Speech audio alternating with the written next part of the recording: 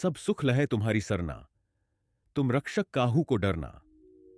अर्थ, हे हनुमान जी, आपकी शरण में आने पर सभी सुख मिल जाते हैं, और जब आप मेरे रक्षक हो अर्थात मेरी रक्षा कर रहे हो तो फिर मुझे किसी बात का डर नहीं है। जय श्री राम। दोस्तों, संकट मोचन महाबली हनुमान जी, जिनका नाम मात्र लेने से सभी कष्ट दूर हो जाते हैं, भगवान शिव के अंश माने जाने वाले हनुमान जी के जीवन की कई ऐसी कहानियां हैं जिनके बारे में बहुत कम लोग जानते हैं। आज हम आपको उनकी जन्म कथा, उनके नामकरण और उनकी भक्ति से जुड़े अनसुने रहस्यों के साथ साथ उनकी वीरता की अद्भुत गाथा सुनाएंगे। आइए इस यात्रा की शुरुआत करें। हनुमान जी वानर राज केसरी और देवी अंजना के पुत्र थे। यह बात कौन नहीं जानता, पर क्या आप जानते हैं देवी अंजना कौन थी? वह पहले स्वर्ग की एक अप्सरा थी जिनका नाम पुंजिक स्थला था। एक बार ऋषि दुर्वासा इंद्र की सभा में उपस्थित थे और उनसे कुछ बात कर रहे थे। पुंजिक स्थला कई बार उनके सामने से गुजर रही थी। इससे उनका ध्यान भटक गया। ऋषि दुर्वासा क्रोधित हो गए और उन्होंने पुंजिक स्थला को श्राप दिया कि उन्हें धरती पर वानर रूप में जन्म लेना होगा। श्राप के बाद पुंजिक स्थला का जन्म देवी अंजना के रूप में हुआ और वानर राज केसरी से उनका विवाह हुआ।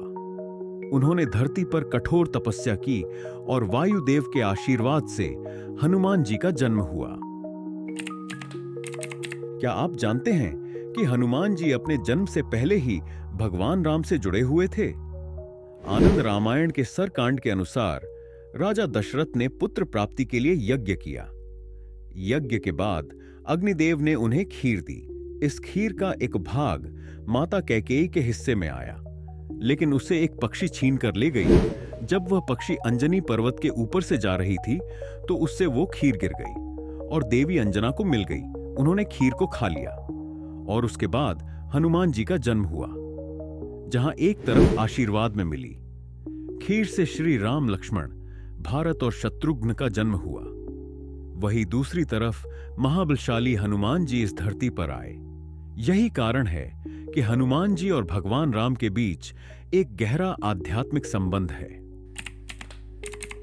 हनुमान जी बचपन से ही अद्वितीय शक्तियों के धनी थे।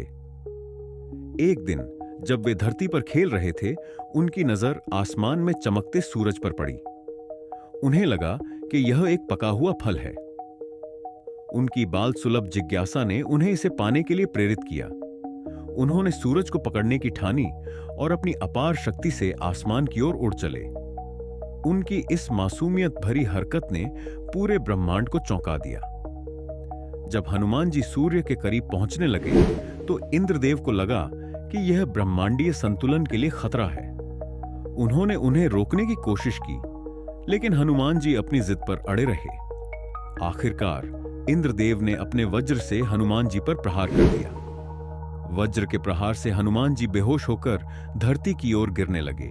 इस प्रहार के कारण उनकी ठुड्डी, जब्बड़ा की हड्डी टूट गई। अपने पुत्र को इस हालत में देखकर पवन देव अत्यंत क्रोधित और दुखी हो गए। उन्होंने अपने क्रोध में पूरे ब्रह्मांड की वायु को रोक दिया। इससे सभी जीव जंतु सांस लेने में असमर्थ हो गए और धरती पर हाहाकार मच गया। देवी देवता समझ गए कि स्थिति को शांत करना जरूरी है। वे पाताल लोक पहुंचे, जहां पवन देव अपने पुत्र के साथ थे। देवी देवताओं ने पवन देव से क्षमा मांगी और हनुमान जी को जीवित करने के साथ साथ कई अद्भुत वरदान दिए। ब्रह्मदेव का वरदान हनुमान जी को ब्रह्मांड के अंत तक जीवित रहने का आशीर्वाद दिया। विष्णु जी का वरदान उन्हें भगवान का सबसे बड़ा भक्त बनने का आशीर्वाद मिला। इंद्रदेव का वरदान, कोई भी अस्त्र शस्त्र उन्हें नुकसान नहीं पहुंचा सकेगा।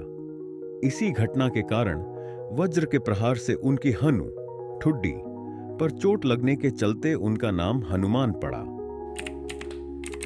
पद्म पुराण के अनुसार हनुमान जी और भगवान शिव के बीच एक भयंकर युद्ध हुआ था। यह युद्ध श्री राम के अश्वमेध यज्ञ के दौरान हुआ। यज्ञ के दौरान अश्व को छोड़ दिया गया, जो दौड़ते दौड़ते राजा वीरमणि के नगर जा पहुंचा, लेकिन वहां उसे पकड़ लिया गया। अगर यज्ञ के घोड़े को कोई रोक ले तो उससे युद्ध करने का नियम था। राजा शत्रुघ्न ने उससे घोड़े को छुड़ाने के लिए युद्ध की घोषणा की। वही राजा वीरमणि भगवान शिव के बड़े भक्त थे। उन्होंने शिव जी से मदद मांगी। शिव जी ने वीरभद्र का रूप लेकर युद्ध भूमि में प्रवेश किया। इस युद्ध में शत्रुगण घायल हो गए और भरत जी के पुत्र की मृत्यु हो गई। यह देखकर हनुमान जी ने युद्ध भूमि में प्रवेश किया। उन्होंने वीरभद्र जी के रथ को एक बड़े से पत्थर से नष्ट कर दिया। इस वार के जवाब में शिव जी ने अपने त्रिशूल को तेजी से हनुमान जी पर चलाया। हनुमान जी ने त्रिशूल को अपने हाथों में लेकर उसके भी टुकड़े टुकड़े कर दिए। शिव जी ने फिर से हनुमान जी पर लोहे के एक भारी अस्त्र से प्रहार किया। इस बार हनुमान जी ने भगवान विष्णु का ध्यान किया और अपनी तीव्र गति से उस अस्त्र के प्रहार को विफल कर दिया। हनुमान जी का क्रोध बढ़ता जा रहा था। उन्होंने शिव जी पर पेड़ों और पत्थरों की वर्षा शुरू कर दी।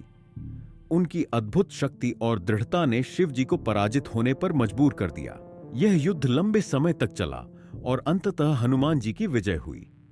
इस घटना ने उनकी अजेयता और ईश्वरीय आशीर्वाद को और भी प्रमाणित किया। आज भी संसार में जब जब राम कथा सुने जाते हैं, ऐसा माना जाता है कि किसी न किसी रूप में हनुमान जी वहां उपस्थित होते हैं। पूरी दुनिया में हनुमान जी के एक ऐसे रूप की पूजा होती है जिसमें उनका पूरा शरीर सिंदूर से ढका होता है। हनुमान चालीसा के हिसाब से हनुमान जी का कंचन वर्ण है, यानी उनका रूप सोने से बना हुआ है। तो फिर उन्हें इस रूप में क्यों पूजा जाता है? ऐसा माना जाता है, वनवास के बाद एक दिन हनुमान जी ने माता सीता को अपनी मांग में सिंदूर लगाते देखा। जब उन्होंने इसका कारण पूछा तो माता सीता ने बताया कि यह श्री राम की लंबी आयु और स्वास्थ्य के लिए है। हनुमान जी गहरी सोच में पड़ गए। तभी उन्हें एक ख्याल आया और वे चुपचाप वहां से चले गए। कुछ देर बाद जब वे राम जी के दरबार में लौटे तो उनका पूरा शरीर सिंदूर से रंगा हुआ था। ये देखकर श्री राम हैरान हो गए। जब उन्होंने हनुमान जी से इस बात का कारण पूछा तो उन्होंने अपना सर झुकाकर प्रभु से कहा, जब माता सीता के एक चुटकी सिंदूर लगाने से श्री राम की उम्र लंबी हो सकती है, तो पूरे शरीर पर सिंदूर लगा लेने से श्री राम को कितना लाभ होगा। इसलिए उन्होंने अपना पूरा शरीर सिंदूर से रंग लिया। उनकी इस भक्ति से प्रसन्न होकर श्री राम ने वरदान दिया कि जो लोग हनुमान जी के इस रूप की पूजा करेंगे उन्हें भगवान राम का आशीर्वाद मिलेगा। क्या आप जानते हैं कि हनुमान जी ने रामायण का एक संस्करण लिखा था?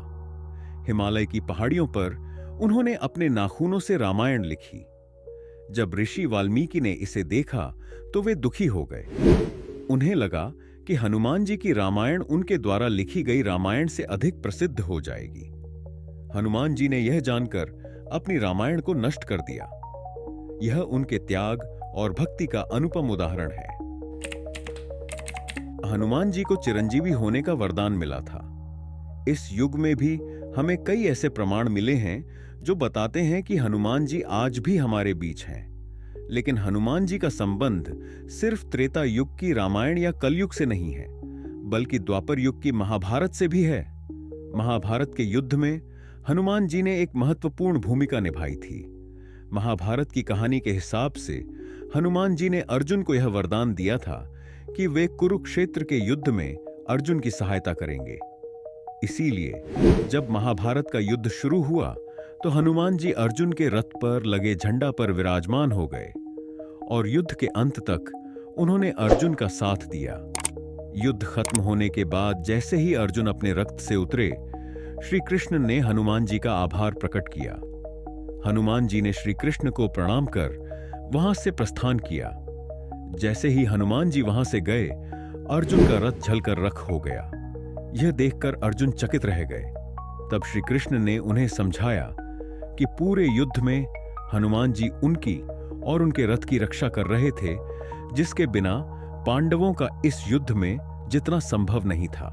हनुमान जी की कथाएं उनके अद्वितीय त्याग, भक्ति और शक्ति को दर्शाती हैं।